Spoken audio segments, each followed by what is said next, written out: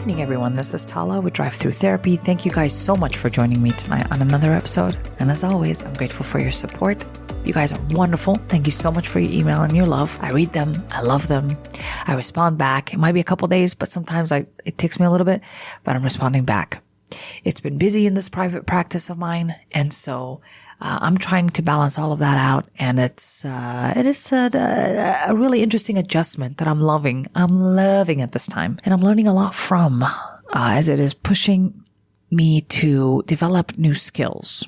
I like those moments in my life that help me do that. So this is one of them. Tonight is about, something that I can never talk enough about because I think it's a very important transition in one's life, which is a breakup. I've been reflecting on a recent conversation I've had with one of my patients, and she was basically saying that she has a difficulty with breakups, and this discussion went on for some time, but it got me thinking about what happens. What's the most difficult thing about a breakup? And it's not really walking away, but it is about staying away. Staying away is, intense on the psyche. You know, the person doesn't even have to reach out and try to get your attention. You will, on the inside, replay the past, replay the good times as a way to re-experience the warmth of that relationship or the warmth of connection in general. Our memories work best from retrieving a past, not the future. So I can't retrieve a future relationship, so I'll have to retrieve the past and the most current usually. And to bring back that feeling of connection, the feeling of warmth, of value within me, I might want to do that. I might want to bring out the past. When we break up with someone, the self-esteem drops tremendously. It doesn't matter how good your self-esteem is. It doesn't matter if you are the one that left. Self-esteem drops. And it's impacted heavily by a breakup. A lot of the times we'll do funny things to try to relieve ourselves from the pain. We might move into another relationship really quickly. In choosing the new person, we might remove a lot of our standards, all of which to just quickly patch up that self-esteem instead of experiencing the pain of having to experience our low self-esteem based on those beliefs that we have about ourselves that are prompted when we break up with someone, and getting ourselves out of it, which is actually a very important process. We want to get ourselves out of the self-esteem, the low self-esteem that we're experiencing, build ourselves up. Now, a lot of us, when we jump into something too quickly, we don't have the opportunity to work on that building. We're taking a shortcut. That's what we're doing when we are getting with someone a little too soon. Or when we are returning to someone a little too soon. A lot of the times, we want to believe that a person has changed. And we really want to believe that, not for their sake, but for ours. Because in our sake, we have difficulty accepting, and this is a very common thing. We have difficulty really truly accepting fully that the person is just who they are, and what they've shown you is exactly who they are. And sometimes we want to make them better in our mind so they can fit into a category or into a frame of reference of what we actually want in a relationship. And so in order for us to make them fit, we will stop seeing characteristics about them that they've shown us, right? Whether it's infidelity, whether it's inconsistency, whether it's abuse, verbal or emotional, they'll show us these things, but we will not see them. We will refuse to see them because somewhere along the line, we've learned that if you love someone, that you have to tolerate this. Because I love this person, I cannot leave them. And this is a belief, unfortunately, that I've heard quite a bit, is that if I love someone, I don't feel like it makes sense for me to leave them. Right? If I love someone, I'm going to stay there, because that's my job is, it's not to leave. How do you love someone and leave? Those two concepts have not married into the psyche of that person who says that. is that for me to leave and still love that person. Can I love that person and still leave? And so that's tricky. That's really tricky. And so we will continue to relive this belief over and over again. We'll go back to that person over and over again. We'll even believe words, right? At this point, we've heard so many words from that person, perhaps about how they're going to change, how they didn't mean what they did, they truly loved us, blah, blah, blah. All of these things are going to be said. And we are not willing to wait to see if, in fact, this person will produce anything different. We're so in a hurry to believe it's true without seeing evidence of it, and we return prematurely. I'm not a fan of people walking away from relationships. I'm not a fan of people running away from relationships. However, in a lot of cases, a person shows you who they are, and they give you a lot of evidence that supports that they're not consistent, that they don't find you and your relationship a priority, that they have no respect for commitment, they have no desire to inconvenience themselves. They want the cake and they want to eat it too. The whole bakery, darn it. And they're there in that position, and we are looking at them and we just don't want to believe it. They give us everything, but we just don't want to believe it. And again, they might tell us that they're ready. Our self-esteem usually is so wounded, we're not willing to wait to see if they're ready, if they're truly gonna step up and do what needs to happen to get back into the relationship in a healthy way.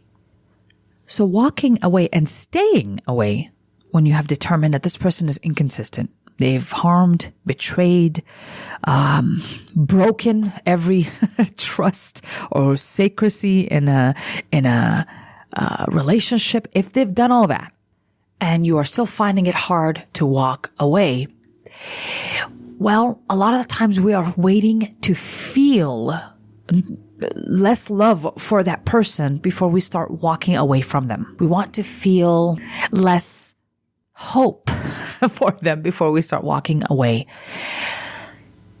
And that will not happen. The truth is, a lot of us, even when we're walking away, if we're doing it with wisdom, it is done also from a place of love. A lot of the times, walking away is walking away with love. And now staying away becomes about transcending the emotion that I'm feeling, which is my low self-esteem, my low self-concept, everything else I'm missing this person, I am loving this person, but I know darn well what happened. Like, all of this has to get integrated into our psyche. We're not separating or dividing things to feel better. We're integrating. I still love that person, but they have wronged me.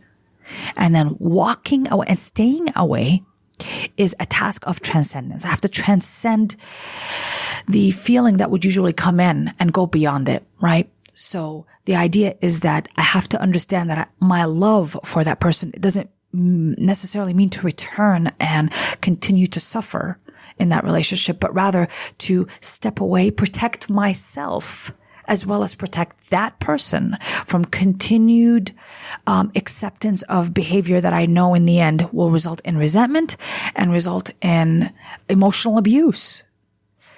So in a lot of ways, we are protecting the other person as well when we step away and walk away, because I know I've accepted that they're not going to change, not on my terms, in my timeline. They have their own way of accepting things.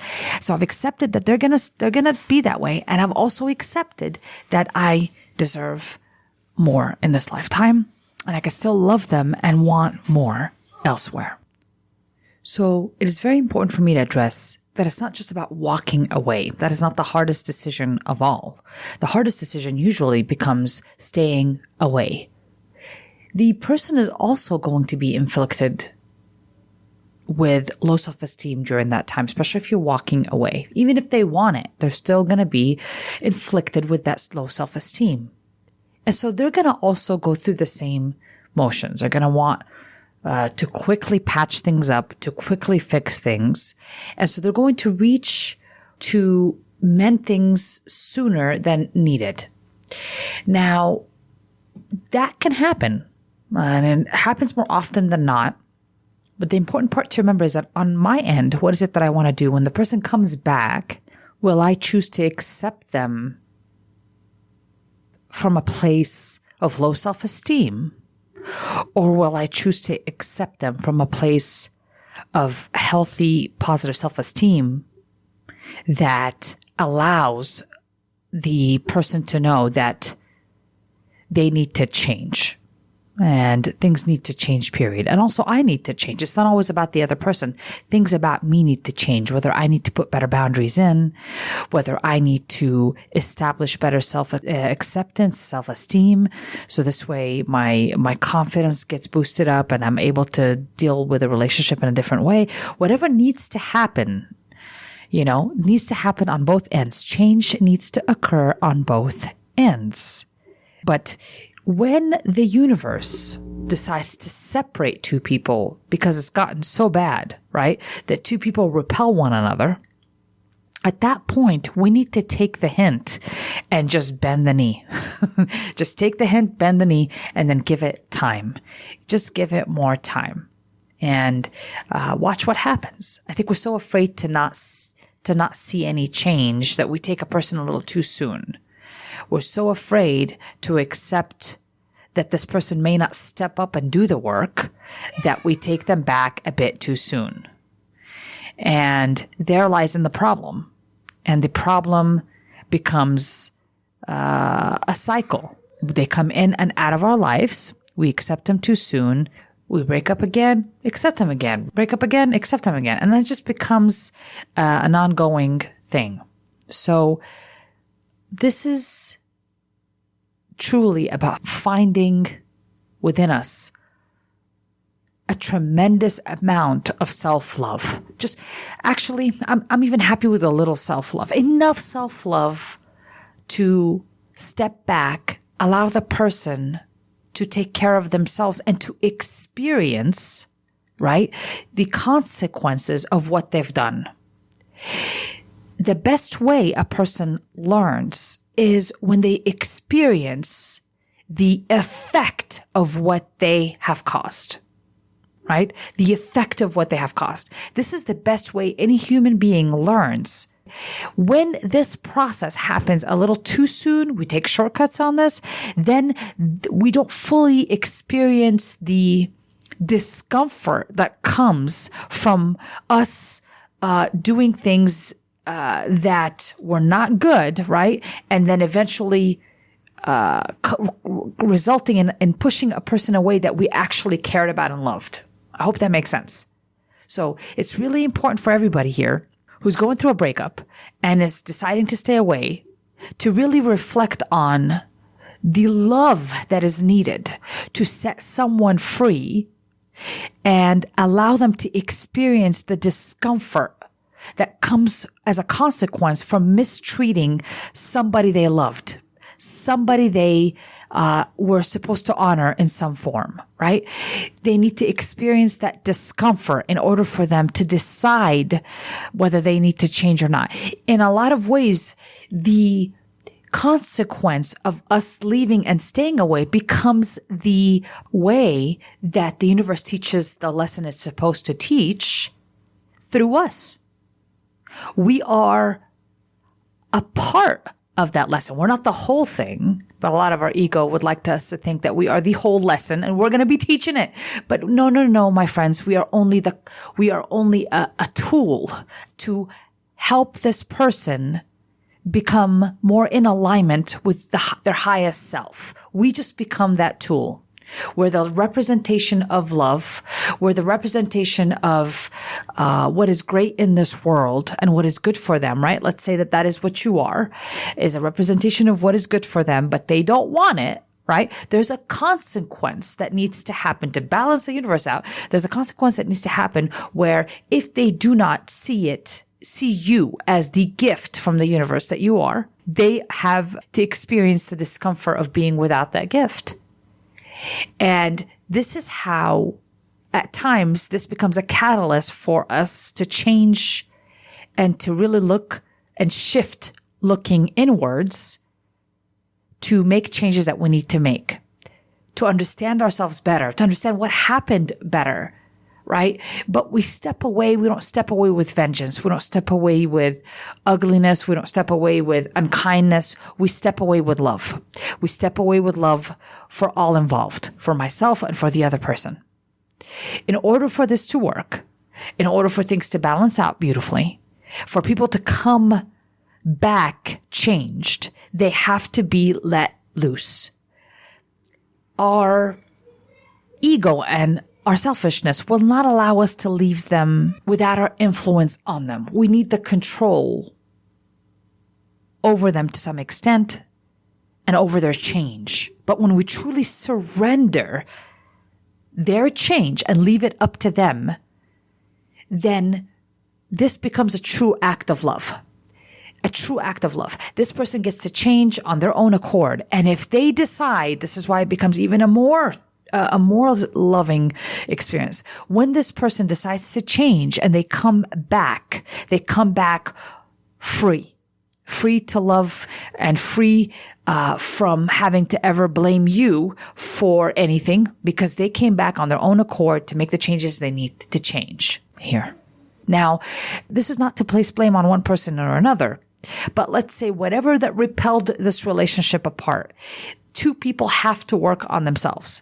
Two people have to be in alignment with what the universe is asking them to do to deliver the most fair consequence to whatever actions were performed. So if a person mistreats me, what is the fair consequence to be here? I don't want to keep going back to a person that I know is going to mistreat me again, a little too soon, going back to that person and going back and going back and going back before I actually start to accept the truth of the matter at this moment, that this is where they're at, and I need to step back to allow them to change on their own timeline. It is not on my timeline. It is on their own timeline. And that's where we become selfless. We become kind. We become generous. When we allow a person with love to leave our life, we stop attempting to control their change. We stop attempting to keep them, but nag, which is a form of control in a relationship. That's what it is. Nag. Some people call it communication, but that's not what I call it. We only need to communicate it one time if it needs to be said. But it doesn't, if I keep saying it, I'm just not accepting what this person is delivering, at which point I'm trying to control. It's not a selfless act here. It's a very selfish act, right? Nagging is a very selfish act. I just cannot accept that the person has free will. And, at this point, I want to control rather than me decide what I want to do based on what I've observed. And I need everybody to make that decision, to set themselves free and set the other person free. They're allowed to behave or misbehave. I'm allowed to see it, and I'm allowed to deliver the fair consequence that I'm supposed to be delivering, right? That I'm supposed to be delivering. So at this point, I'm not doing this out of vengeance. I'm doing this out of love. The consequence would be, if you're going to harm this thing I'm giving you, I'm going to take it away so I can protect this thing that I'm giving you, which is my love. I'm going to take it away to protect my love for you instead of keeping it there, having you mistreat it, and then eventually I resent you or hate you. So let me take this love away. Let me take the warmth away, and then allow this person to be free to experience the consequence and the discomfort of having lost that warmth, that we provided for them. Yeah. I hope that makes sense. And I really wanted to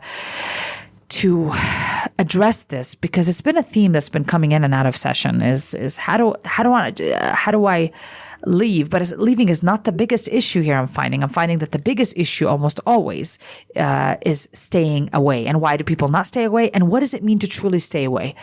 Because as you hopefully have found out, staying away is the ultimate act of love, is the ultimate act of selflessness and generosity.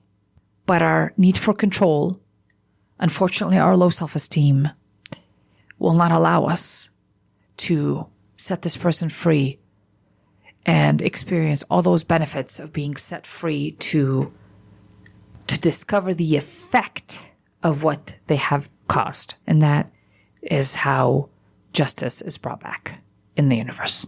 So please allow balance to occur. All we do is do it from a place of love, align with love, and make those decisions based on that.